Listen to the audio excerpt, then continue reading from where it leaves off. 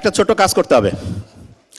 আমাদের দুইটা হাত আছে না, আমি কিন্তু ধরি, কিন্তু প্রত্যেককে আমি ধরবো। হ্যাঁ, মানে যারা পিছনে আছেন, আমাদের দুইটা হাতের দুইটা আলাদা কাজ আছে। আমরা যখন কোনো কিছু পড়ব, পড়ার সময় আমরা বাম হাত যেটা রয়েছে, বাম হাত পড়ার সময় এই বাম হাতটা মুষ্টি করে ধরে রাখবো যে কোনো জিনিস পড়ার সময়। এমনকি আমরা যখন কোনো বক্তব্য শুনবো তখন হচ্ছে বাম হাতটা এরকম করে মুষ্টি করে ধরে রাখবো। লাভটা কি এখন আমি বলতেছি, বাম হাত যখন আমরা মুষ্টি করে ধরে রাখি তখন আমাদের ব্রেইনের যে ডান পাশটা আছে না, এটা অ্যাক্টিভ হয় এবং একটা জিনিস শুনলে পরে ওইটা মনে রাখার যে বক্স, সেই বক্সে সেটা ভালোভাবে হচ্ছে রিজার্ভ হয়। আমি যতক্ষণ হচ্ছে যে বলবো ইনশাআল্লাহ, প্রত্যেকে এই ছোট্ট কাজটা করতে হবে। প্রত্যেকে একটু প্লিজ বাম হাতটা এরকম করে ধরি তো, মুষ্টি করে।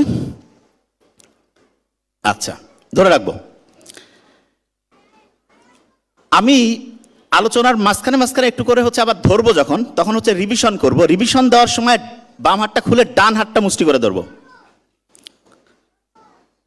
তার মানে একটা স্টুডেন্ট যখন কোনো কিছু পড়বে, নতুন একটা চ্যাপ্টার শুরু করলো, তখন কোন হাতটা মুষ্টি করে ধরবে? কোন হাত?